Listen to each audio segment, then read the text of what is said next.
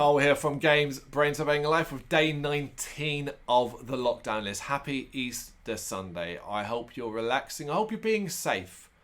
We hope you're taking care of yourself, and we hope you're enjoying the Easter weekend as best you can. Now, if you've been watching these along over the weekend, you'll know that we are trying to keep these Easter themed. Not so easy considering the lack of Easter horror actually out there or available in the UK, and certainly on free streaming sites. That's the biggest stumbling block for these recommendations. It's kind of why we've done away for now with the you should see this movie because it's great, and more of you should see this movie because it's an Easter horror movie. And most of the time it's so fucking bad you'll have a laugh.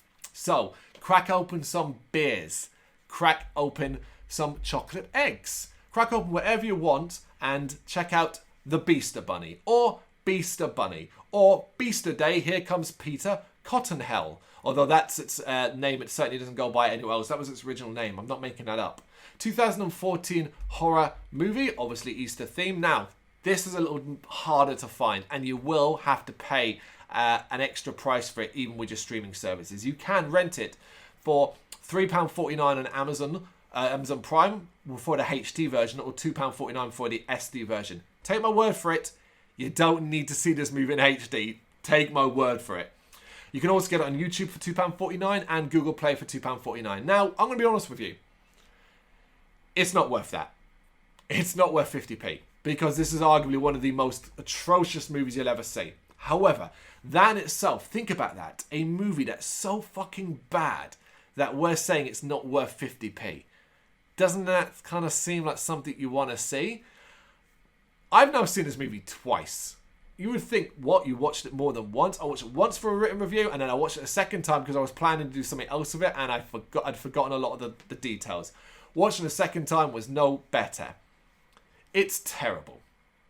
But I can see people enjoying it, because it's not so bad it's a good movie, as we know how I feel about that, because it's trying to be that, but it's also very self-aware. It's very aware it's a pretty terrible movie. So plays up to that. It's stunning. A simple, almost like a work of art for just how fucking awful it is a lot of the time. Reportedly it was made for $150,000. I don't know what the hell they spent that money on. Drugs, and then the remaining $10 they then spent on the movie, because there's no way in hell that money was spent on making this movie. It looks like this, when you watch it, it looks like a film student's project. And that's not a good thing. But it's so fucking atrocious to look at. The very first time you see this bunny rabbit, you will probably stop and go, are you kidding me? A nonsensical story, terrible acting, and what I consider to be the worst CGI in any modern movie I've ever seen. The bunny rabbit, you need to see it to believe it. Check it out for that alone. Well, if you're paying for it, you've got to watch the whole thing after that. You just, if you're with other people watching, you will turn to look at each other and go, what the fuck? Don't blame me. I'm telling you this is a terrible movie. But it's got entertainment value because of that. You'd walk up to random strangers afterwards, once the lockdown's over, of course, with cold dead eyes and begging to know how such travesty ever got released. It's intentionally bad. That's the biggest thing. And the plot focuses on a small town that's basically invaded by a 50-foot bunny.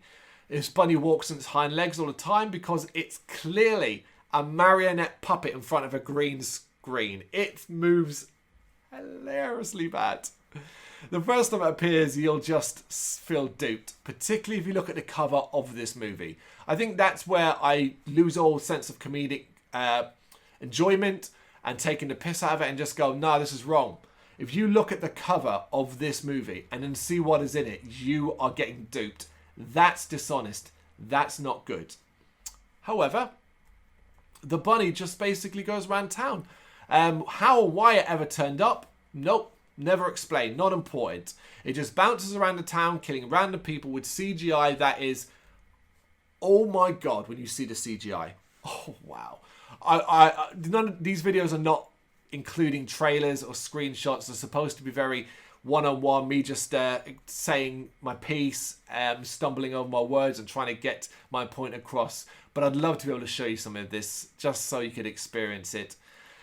And, you know, ultimately, it's not like the cast are any better. A lot of them seem like they're pulled off the street, having never had any acting lessons or any roles before this. And then you obviously get terrible audio as well. A lot of it seems like it's recorded on phones. A sickening amount of shaky camera work. And, oh, of course, do not forget, because it's this kind of movie, a shit ton of boobs. Boobs that are removed from tops for absolute no reason a lot of the time. The movie does like to show its boobs out and about. It's an experience. You might be thinking, well, why is this part of the lockdown list? It's because it's an experience. It's one, I want people to see it just so they can experience what I experienced. See it so that we can share in the horror of this movie. Do check it out. Let us know what you think in the comments. Thank you very much for watching. You can check us out on gbhbl.com as well as on Facebook, Instagram, Twitter and Tumblr. Go to Patreon to help us out over there. That's patreon.com/GBHBL, as well as Big Cartel, where you can find some of our merchandise. We have a podcast running on SoundCloud and Apple Podcasts. And of course, if you like this video, do us a favour, hit the subscribe button and help the channel grow. Games, horror and heavy metal. What else is life for?